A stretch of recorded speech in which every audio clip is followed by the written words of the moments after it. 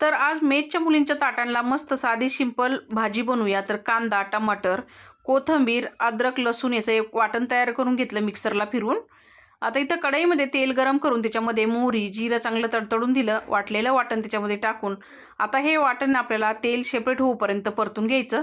आता परतलेल्या वाटणामध्ये आपल्याला सुके मसाले टाकायचे. घरगुती मसाला, धना पावडर, काश्मीर मिरची पावडर, गरम मसाला, हळद टाकायची आणि हा मसाला आपल्याला आता तेल सेपरेट होऊपर्यंत परतून घ्यायचा.